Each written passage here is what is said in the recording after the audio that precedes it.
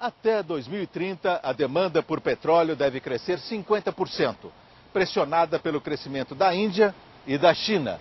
Mas o Ocidente também vai continuar sendo muito dependente de combustíveis fósseis. As maiores reservas, depois do Oriente Médio, estão na região do Cáspio, que não tem uma saída para o mar aberto.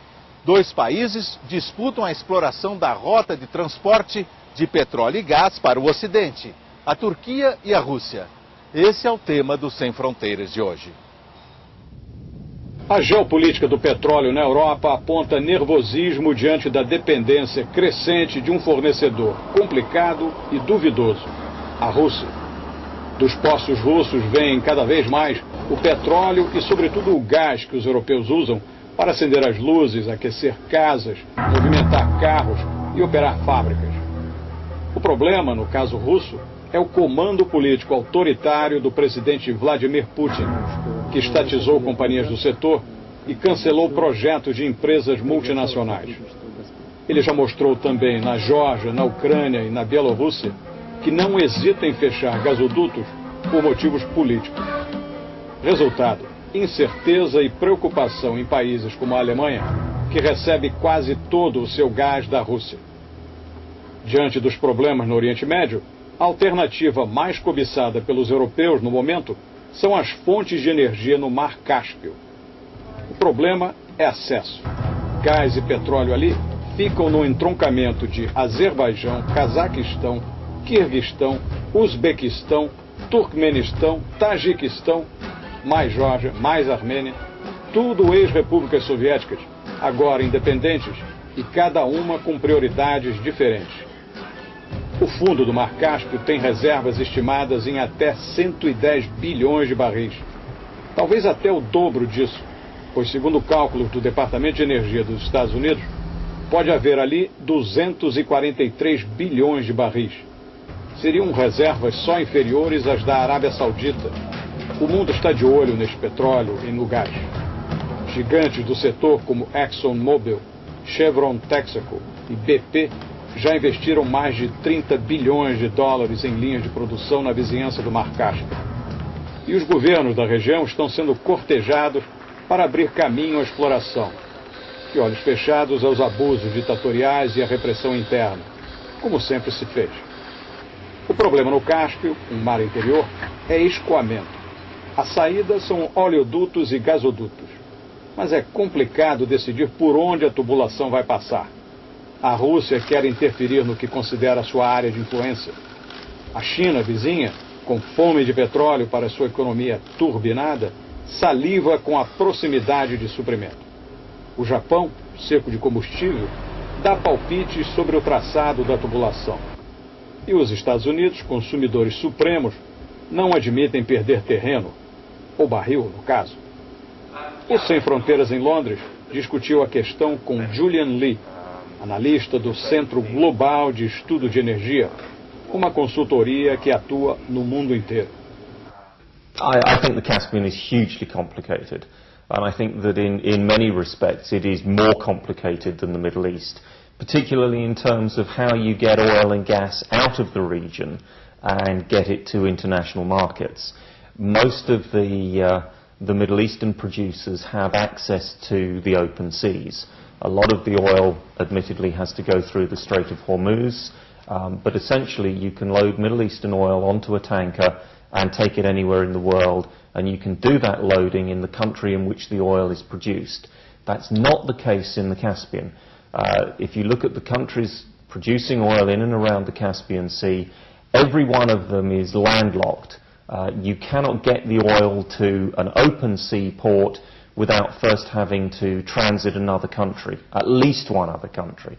And that adds a whole additional level of complication. In the case of the pipelines that we need to get both oil and gas out of the Caspian Sea, are the problems mostly technical and logistical, or are they political, geopolitical? They're mostly geopolitical. The big difficulty that the industry has and that politicians have in seeking access to Caspian oil and gas is the region's geopolitics. And that, I think, encompasses a number of issues. It encompasses fears over a controlling hand from Russia. It encompasses the political differences with Iran, and it encompasses the instability in a lot of the countries that perhaps not border the Caspian directly, but that border the countries that themselves border the Caspian.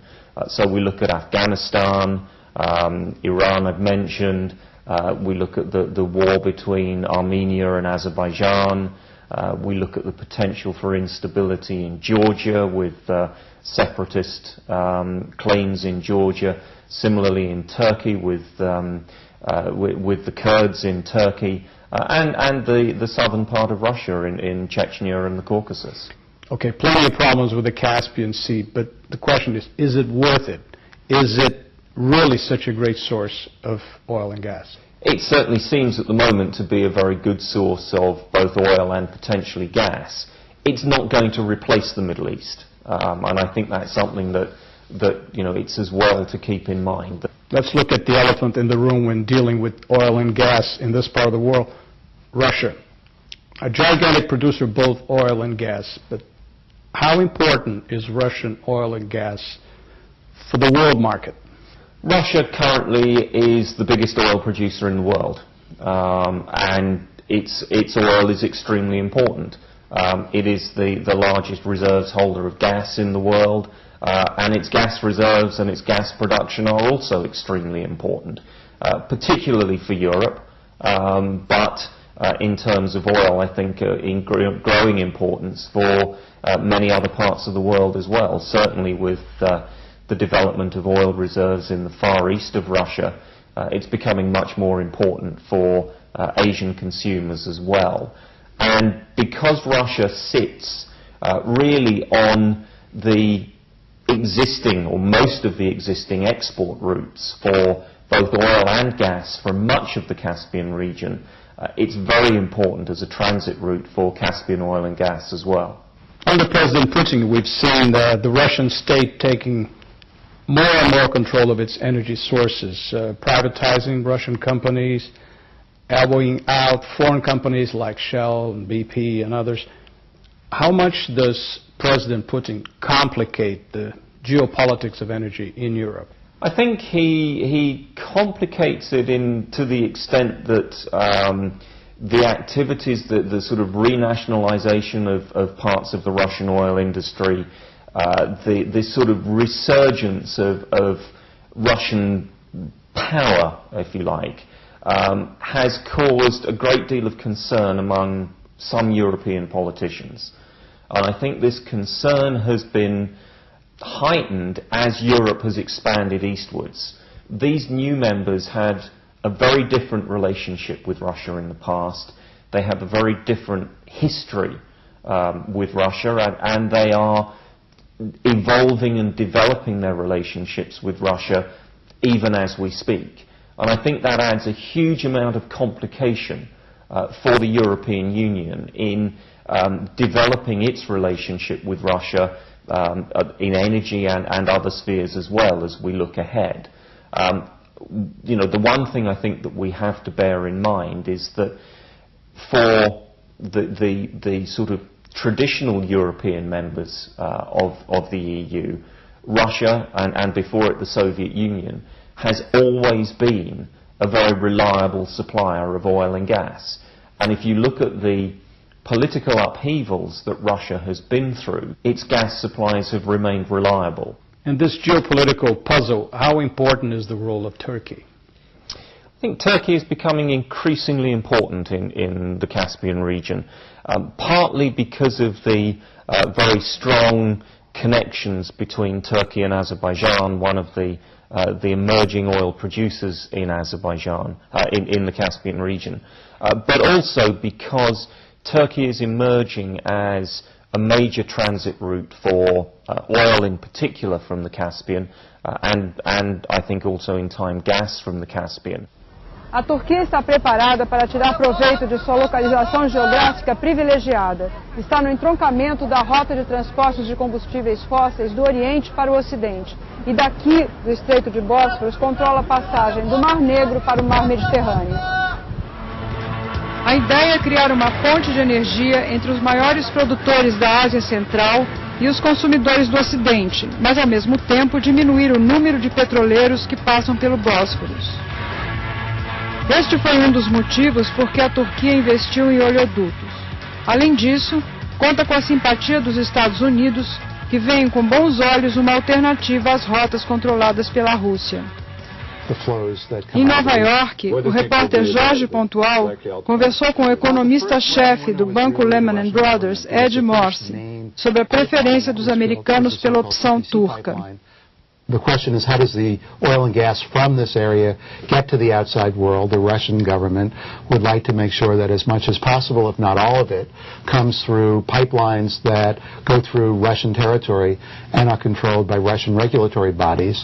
The U.S. is at the forefront, along with Turkey, to find alternative arrangements to evacuate these hydrocarbons, mostly through Turkey rather than through Iran, so that there is freer flow and so that the Russian government doesn't have control over the volume of the material and doesn't take rents out of the flows that come out of the region. What do you think will be the likely outcome of this? Well, the first round winner was really the Russian government, because the first main pipeline that was built was the so-called CPC pipeline, which goes through Russian territory into the Black Sea, and from the Black Sea through Turkish-controlled sea lanes in the Bosphorus.